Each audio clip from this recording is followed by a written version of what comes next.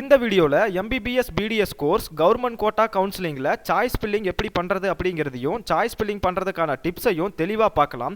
First இந்த கவுன்சிலிங்கை பற்றின ஒரு ஓவர்வியூ பார்த்துடலாம். ஃபஸ்ட்டு இந்த கவுன்சிலிங்க்கு கவர்மெண்ட் கோட்டாவில் மொத்தம் அப்ளை பண்ணியிருந்தவங்க எத்தனை பேர் அப்படின்னு சொல்லி பார்த்தோம் அப்படின்னா அது நிறைய பேர் பண்ணியிருந்தாங்க. அதில் கிட்டத்தட்ட நமக்கு இந்த ரேங்க் லிஸ்ட் அப்படிங்கிறது வந்து பார்த்தோம் அப்படின்னா கிட்டத்தட்ட ஒரு 24,949 பேர்த்துக்கு வந்து நமக்கு ரிலீஸ் ஆகிருந்தது. இதில் அவங்க பேஸ் 1 கவுன்சிலிங்க்கு 10,456 பேர்த்த கூப்பிட்டுருந்தாங்க.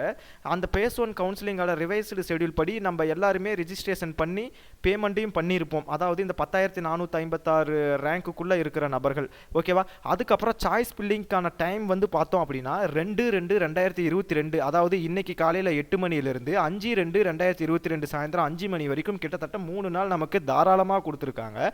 ஸோ இந்த சாய்ஸ் ஃபில்லிங் பண்ணுறது தான் நமக்கு ரொம்ப ரொம்ப முக்கியம். இதை கரெக்டாக பண்ணிட்டோம் அப்படின்னா தான் நமக்கு சீட் அப்படிங்கிறது உறுதியாகவும், இல்லைன்னா கிடைக்கவே கிடைக்காது. ஏன்னா MBBS BDS கோர்ஸ் அப்படிங்கிறது ரொம்ப எதிர்பார்க்கக்கூடிய ஒரு கோர்ஸ். அதனால சாய்ஸ் ஃபில்லிங்கை மட்டும் நம்ம கரெக்டாக பண்ணணும். ஸோ இந்த சாய்ஸ் ஃபில்லிங் பண்ணுறதுக்கு முன்னாடி ஒவ்வொருத்தரும் அவசரப்பட்டு இன்றைக்கி ஃபஸ்ட்டு நாள் இன்றைக்கே வந்து சாய்ஸ் ஃபில்லிங்கை பண்ணி சாய்ஸை லாக்கப் பண்ணிட வேண்டாம்.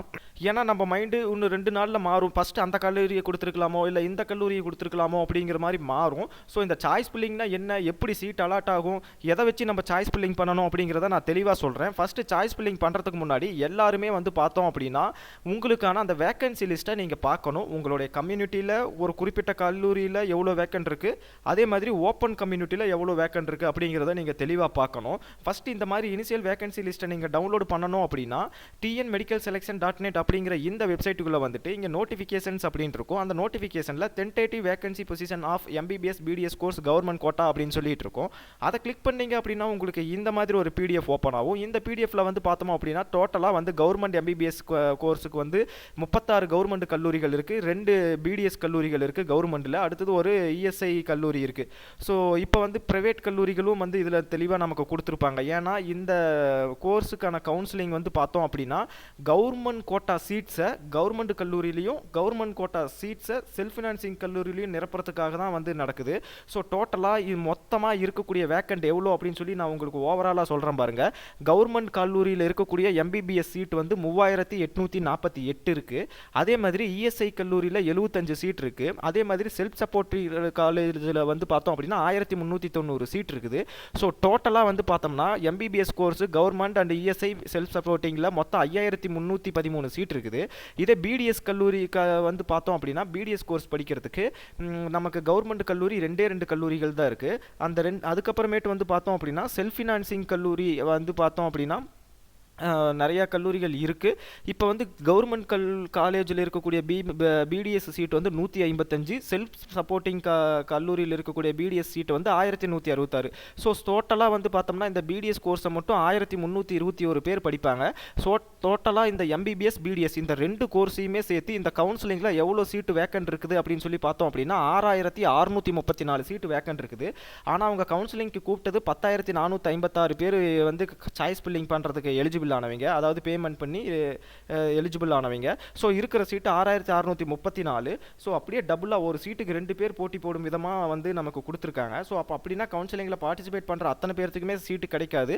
அதில் வந்து பார்த்தோம்னா ஒரு 6,634 பேர்த்துக்கு தான் சீட்டு கிடைக்கும். உங்களில் நிறைய பேர்த்துக்கு அப்போனா 6,634 வரைக்கும் ரேங்கில் இருக்கிறவங்களுக்கு தான் சீட்டு கிடைக்குமா, நான் வந்து இப்போ 7,000 8,000 எனக்கெல்லாம் சீட்டு கிடைக்காதா அப்படின்னு சொல்லி நிறைய பேர் யோசிப்பீங்க. ஆனால் அது அப்படி கிடையாது. சீட் அலாட்மெண்ட் அப்படிங்கிறது வந்து பார்த்தோம் அப்படின்னா ஜென்ரல் ரேங்கை வச்சு நடக்காது, கம்யூனிட்டி ரேங்கை வச்சு நடக்கும். அதாவது இடஒதுக்கீடு, அதாவது வகுப்பு வாரி இடஒதுக்கீட்டின் கீழே தான் சீட் அலாட்மெண்ட் அப்படிங்கிறது நடக்கும். இது வந்து ஆன்லைன் கவுன்சிலிங் அப்படிங்கிறனால ஆன்லைன் கவுன்சிலிங்காக இருந்தாலும் சரி, ஆஃப்லைன் கவுன்சிலிங்காக இருந்தாலுமே சரி, வகுப்பு வாரி இடஒதுக்கீட்டின் மூலமாக தான் நம்ம சீட் எடுப்போம். ஸோ இந்த மாதிரி வந்து நீங்கள் ஃபஸ்ட்டு என்ன பண்ணணும் அப்படின்னா இந்த மாதிரி லிஸ்ட்டை டவுன்லோட் பண்ணிவிட்டு உங்களுக்கு எந்தெந்த கல்லூரிகள்லாம் பிடிச்சிருக்கோ அந்த கல்லூரிகள் எல்லாம் ஆர்டர் பண்ணணும். இந்த ஊரில் எனக்கு இந்த கல்லூரி கிடைச்சா நல்லாயிருக்கும்னு சொல்லி உங்கள் மனசில் எண்ணம் இருக்கும் இல்லையா, அந்த மாதிரி அந்த கல்லூரியில் ஃபஸ்ட்டு ஆர்டர் கொண்டாடணும். இப்போ ஃபார் எக்ஸாம்பிள் எனக்கு வந்து ஸ்டான்லியில் வந்து MBBS கோர்ஸ் வேணும் அப்படின்னா நான் ஒரு ஒயிட் சீட் எடுத்து ஸ்டான்லியில் எனக்கு ஃபஸ்ட்டு காலேஜ் ஸ்டான்லி, அதுக்கப்புறமேட்டு வந்து என்னோட கம்யூனிட்டி வந்து இப்போ பிசி அப்படின்னா அதில் 49 இருக்குது, ஓசியில் 61 சீட் இருக்குது. அதுக்கப்புறமேட்டு எனக்கு கீழ்ப்பாக்கம் மெடிக்கல் காலேஜ், எனக்கு ஒரு வேளை ஸ்டான்லியில் சீட் இல்லை அப்படின்னா அதுக்கு அடுத்து தான் நான் கீழ்ப்பாக்கம் மெடிக்கல் கல்லூரியை தரேன். அதில் வந்து பார்த்தோம் அப்படின்னா என்னோட கம்யூனிட்டி பிசி அப்படின்னா எனக்கு 29 சீட் இருக்குது, ஓசியில் 36 சீட் இருக்குது. அப்படிங்கிறத நீங்கள் எந்த கம்யூனிட்டியோ அந்த கம்யூனிட்டி ப்ளஸ் அந்த கம்யூனிட்டி கூட இருக்கக்கூடிய அந்த ஓசியில் எவ்வளோ சீட் இருக்குது, ஓசியில் எவ்வளோ சீட் இருக்குது, அடுத்தது உங்களுடைய கம்யூனிட்டியில் எவ்வளோ சீட் இருக்குது அப்படிங்கிறத நீங்கள் எழுதிக்கணும். நான் என்னுடைய சஜஷன் என்னன்னா, இந்த கவுன்சிலிங்கில் பார்ட்டிசிபேட் பண்ணுற எல்லாருமே வந்து பார்த்தோம் அப்படின்னா ஃபஸ்ட்டு வந்து இந்த 36 கவர்மெண்ட் கல்லூரியும் நீங்கள் வந்து என்ன பண்ணணும் அப்படின்னா சாய்ஸில் கொடுத்துருங்க ஆர்டர் வைஸ். அதாவது உங்களுக்கு எந்தெந்த ஊரில் போய் எந்தெந்த கல்லூரியில் படிக்கணும்னு இருக்கோ அந்த ஆர்டரை நீங்களே ரெடி பண்ணிக்குவாங்க. ஒரு ஒயிட் ஷீட் எடுத்து எழுதி வச்சுக்கோங்க. ஃபஸ்ட்டு இந்த கவர்மெண்ட் கல்லூரிகளை கொடுத்துருங்க. அதுக்கப்புறமேட்டு வந்து பார்த்தோம் அப்படின்னா இந்த இஎஸ்ஐ கல்லூரி, அதுக்கப்புறமேட்டு வந்து பார்த்தோம் அப்படின்னா தான் நீங்கள் எம்பிபிஎஸ் படிக்கிறதுக்கான செல்ஃப் சப்போர்ட்டிங் கோர்ஸை கொடுக்கணும். அதே மாதிரி பிடிஎஸ் படிக்கணும்னு நினைக்கிறவங்களும் ஃபஸ்ட்டு கவர்மெண்ட் கல்லூரியை தான் நீங்கள் சாய்ஸில் கொடுக்கணும். அதுக்கப்புறமேட்டு செல்ஃப் சப்போர்ட்டடு கல்லூரிகளை கொடுக்கணும். ஓகேவா? எப்பயுமே நமக்கு ஒரு கவர்மெண்ட் கல்லூரியில் சீட்டு கிடச்சி படிக்கிறது தான் வந்து ரொம்ப பெரிய விஷயம். கவர்மெண்ட் கல்லூரியில் சீட்டு கிடச்சா அதுவே நமக்கு வந்து ஃபஸ்ட்டு சக்ஸஸ். ஓகேவா? ஸோ அதனால தான் நான் எப்பயுமே எல்லாருக்கிட்டையும் சொல்லுவேன், எல்லாருமே வந்து கவர்மெண்ட் கல்லூரியில் படிங்க அப்படிங்கிறத. அதுக்கப்புறமேட்டு கவர்மெண்ட் கல்லூரியில் கிடைக்கலைன்னா மட்டும்தான் நீங்கள் அடுத்தது பிரைவேட் கல்லூரியை தேடி வரணும். ஸோ அதனால் சாய்ஸில் எல்லாருமே ஃபஸ்ட்டு கவர்மெண்ட் கல்லூரிகளை கொடுத்துட்டு அதுக்கப்புறமேட்டு தான் என்ன பண்ணணும் அப்படின்னா பிரைவேட் கல்லூரியை கொடுக்கணும் அப்படிங்கிறது என்னோட தனிப்பட்ட ஒரு சஜஷன். ஸோ அதுக்கப்புறமேட்டு வந்து பார்த்தோம் அப்படின்னா எனிவேஸ் ஃபீஸ் ஸ்ட்ரக்சரை பொறுத்த வரைக்கும் நமக்கு கவர்மெண்ட்டில் ரொம்ப கம்மி, அதுக்கப்புறமேட்டு தான் ப்ரைவேட் காலேஜ்லேயும் கொஞ்சம் அதிகமாக இருக்கும். ஸோ அதுவும் இல்லாமல் கவர்மெண்ட்டில் படித்தா தான் நமக்கு ஒரு நல்ல ஒரு எக்ஸ்போசரும் நல்லா இருக்கும். ஆஸ் பர் ப்ரைவேட்டை நான் தப்புன்னெலாம் நான் சொல்லவே வரல. பட் ஆனால் கவர்மெண்ட்டில் படித்தா மெயின் கான்செப்ட் வந்து என்ன அப்படின்னா நமக்கு வந்து ஃபீஸ் ஸ்ட்ரக்சர் ரொம்பவே கம்மி. ஓகேவா? ஸோ அதனால் எல்லாருமே ஃபஸ்ட்டு கவர்மெண்ட் கல்லூரிக்கு கொடுங்க. கவர்மெண்ட் கல்லூரியிலையும் எல்லா எக்ஸ்போசரும் ஸ்டடீஸு எல்லாமே நல்லா இருக்குது.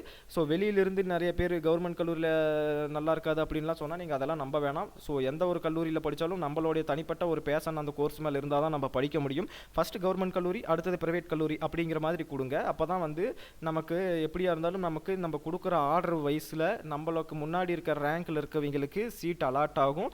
அதுக்கப்புறமேட்டு வந்து பார்த்தோம் அப்படின்னா தான் நமக்கு அலாட் ஆகும். நமக்கு அலாட் ஆகும்போது நீங்கள் ஃபஸ்ட்டே கொடுத்துருக்கிற கல்லூரியில் சீட் இருந்தால் தான் உங்களுக்கு ஃபஸ்ட் ஆப்ஷனில் இருக்க கல்லூரிக்கு சீட் அலாட் ஆகும். அப்படி இல்லை அப்படின்னா ஆட்டோமேட்டிக்காக உங்களோட செகண்ட் சாய்ஸ் என்ன, அதில் வேக்கன்ட் இருக்கான்னு பார்க்கும். அப்படி இல்லைன்னா தேர்ட் என்ன, ஃபோர்த் என்ன, ஃபிஃப்த் என்ன, சிக்ஸ்த் என்ன அப்படின்ட்டு வரிசையாக கம்ப்யூட்டர் ரீட் பண்ணிக்கிட்டே போகும். எந்த கல்லூரியில் உங்களுக்கு சீட் இருக்கோ அந்த கல்லூரியில் டப்புன்னு அது வந்து சீட்டை உங்களுக்கு அலாட் பண்ணி கொடுத்துரும். ஓகேவா? ஸோ இந்த மாதிரி தான் சாய்ஸ் ஃபில்லிங் நம்ம பண்ணணும். அதே மாதிரி இந்த மாதிரி தான் சீட் ஃபில்லப்ஸும் நமக்கு நடக்கும்.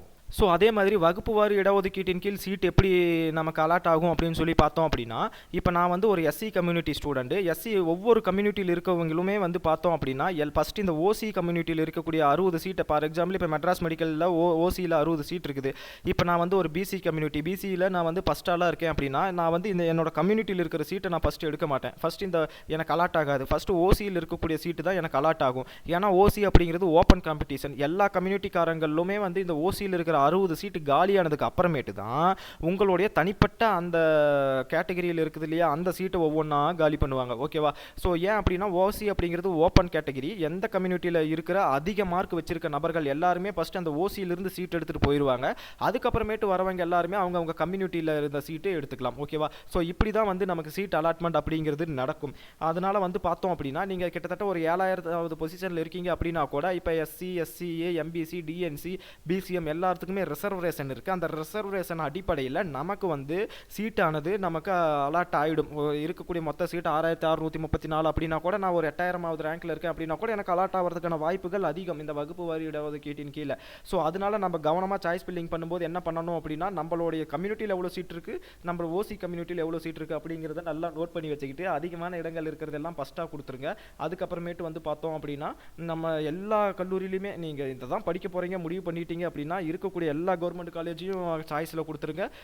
இஎஸ்ஐ கல்லூரி கொடுத்துருங்க, பிடிஎஸ் கொடுத்துருங்க, கவர்மெண்ட் பிரைவேட்டுன்னு எல்லா கல்லூரியுமே சாய்ஸில் கொடுத்துருங்க. இவ்வளோ தான் ஒரு ஆள் இவ்வளோ தான் சாய்ஸ் கொடுக்கணும் அப்படின்ட்டுலாம் கிடையாது. இருக்கிற எல்லா கல்லூரியுமே நீங்கள் ஆர்டர் பண்ணி அடுத்தடுத்த சாய்ஸை கொடுத்துடலாம். ஓகேவா? எத்தனை கல்லூரி இருக்கோ அத்தனை கல்லூரிக்குமே நீங்கள் கொடுத்துக்கலாம். அதனால் மேக்ஸிமம் எல்லாருமே எல்லா சாய்ஸுமே ஃபில் பண்ணி விடுங்க. எதையுமே எம்டியாக விட்டுறாதீங்க. ஓகேவா? ஸோ இதுதான் என்னுடைய சஜஷன். இந்த மாதிரி நீங்கள் சாய்ஸ் ஃபில்லிங்கை கரெக்டாக பண்ணி உங்களுக்கு விருப்பமான கோர்ஸை கரெக்டாக படிங்க. எம்பிபிஎஸ்ஸாக இருந்தாலும் சரி, பிடிஎஸ்ஸாக இருந்தாலும் சரி, இந்த சாய்ஸ் ஃபில்லிங்கை வந்து உடனே இன்றைக்கி தான் பண்ணணும் அப்படிங்கிறதெல்லாம் கிடையாது.